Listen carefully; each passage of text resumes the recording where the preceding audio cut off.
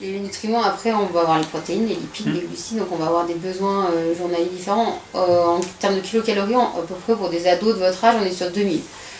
En protéines, on va être sur 11 à 15% de protéines.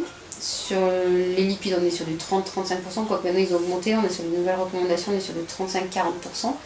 Et les apports en glucides, aussi le calcium, enfin les minéraux, acide aminé, vous m'avez dit, donc ça c'est dans les protéines. Après c'est plus les kilocalories, donc après on peut arriver à trouver un grammage exact en fonction du nombre de calories par chaque. Oui, au début on était en protéines, on était sur beaucoup plus, là on essaie de réduire au maximum parce qu'on se rend compte qu'en France on a trop de protéines, c'est source de surpoids, d'obésité.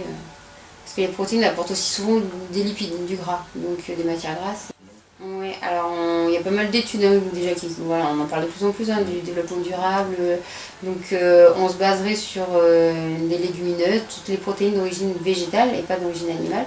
Donc là vous allez avoir le soja, vous allez avoir les lentilles, les pois chiches, les haricots blancs, les haricots rouges. Après il faut savoir que c'est des protéines qui sont moins bien assimilées que la viande, que le poisson, que les.